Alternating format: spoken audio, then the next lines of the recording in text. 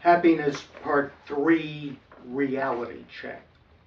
This is essentially about what the world is like, what people are like, um, and what you can believe and not believe about the people that you're occupying this society with.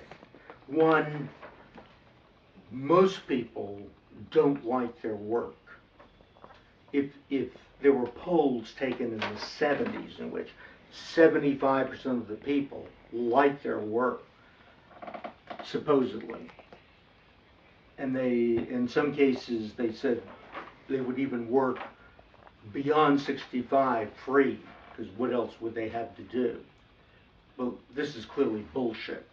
It was bullshit when they said it, and either they were lying or they were saying that they enjoyed their work as work.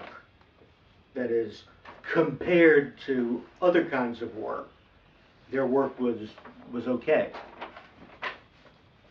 That's not the same thing as enjoying work. If you see somebody who really enjoys work, my father was a doctor, a pediatrician, and an allergist in a moderate-sized town where he practiced for 55 years. And you could see him enjoying his work. He liked the contact with patients. He liked the challenge of diagnosis. He liked checking on his treatments. He moved rapidly from room to room, had enormous energy, and directed it at his practice. He liked the fact that the people, his patients, liked him. Some of them loved him. And for years after he retired at about age 85, when he ran into somebody, people would come up to him and say, "You saved my life when I was 6 years old." And of course, that might have been 50 years before, and he didn't really save their lives, but that's the way they remembered it. So, this was a nice kind of environment to be in. But you can see when somebody loves their work or enjoys their work. You know what people look like when they're enjoying something. You know what people look like when they're enjoying a party, or if they're playing softball and really get off to it. Well, that's the way work looks when people really enjoy it. And that's separate from attempting to achieve something and then having the notion that you will feel good once having gotten an achievement.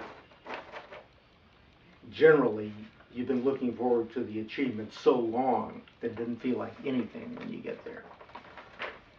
There's also a way that that one can benefit from something that was difficult. In that, I remember I yearned to have a publication in a legitimate academic journal, and this just seemed like it would be the greatest thing that could happen. And the first time I had a journal article accepted, it felt terrific.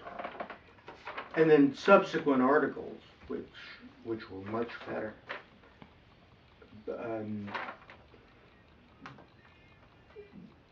were enjoyable. Coming up with the ideas and researching it, and then the writing of it, I hated. But I had to get through it to make my imprint, to essentially record the fact that I had these ideas. I had created something. I had answered something that was worth answering. And then if I look back, the last 29 articles, what were they worth? Well, they represented, something I loved. I go back and occasionally read them to get an idea, and I love what I've written.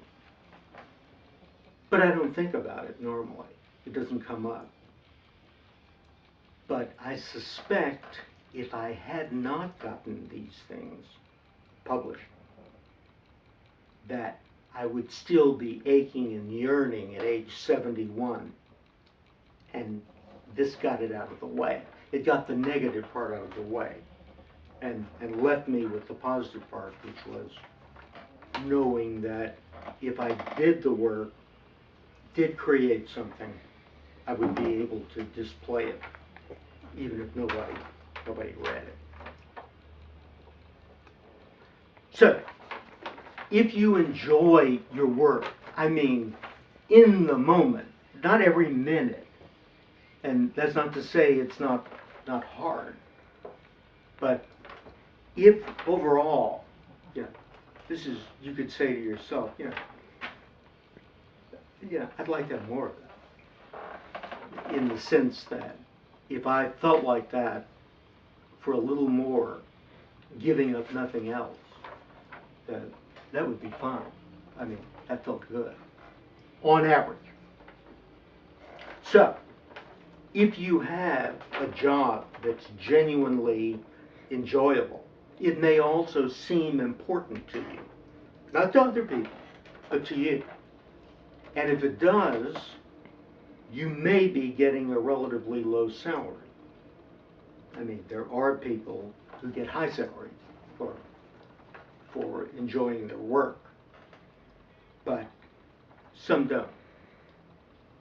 And you have to make the judgment of whether how important it is to have a high income when you're actually doing something that 95% of all the people who work can't experience.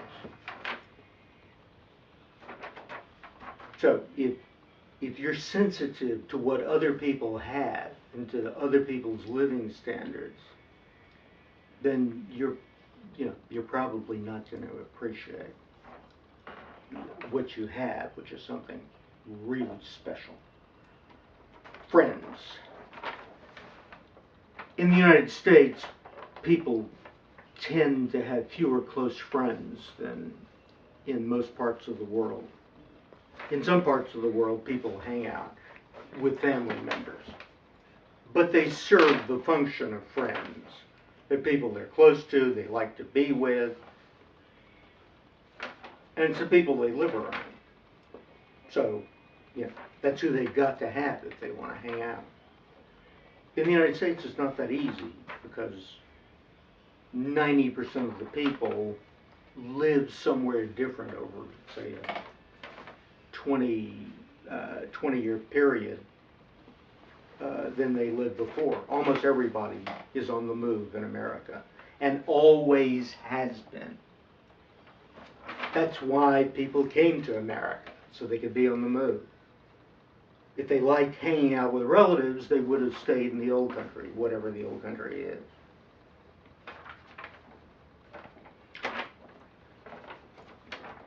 Having close friends means that essentially when you're around people, you don't have to keep up a pretense. You don't have to con them if they're genuinely close friends. I had, I think, 5 close friends. I used to have 6. 1 died. Actually, I used to have 7. 2 died. And I haven't made any more close friends in about 30 years. So these are people I've been close to for a very long time.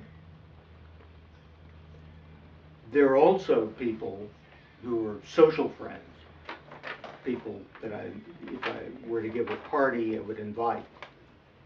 I like my late wife's relatives. I always enjoy getting together with them. But I wouldn't call them people I was close to, although I felt comfortable with them. If you have multiple friends, then this is something you have to appreciate, that you're a rare person. Part 4 will go into more reality check.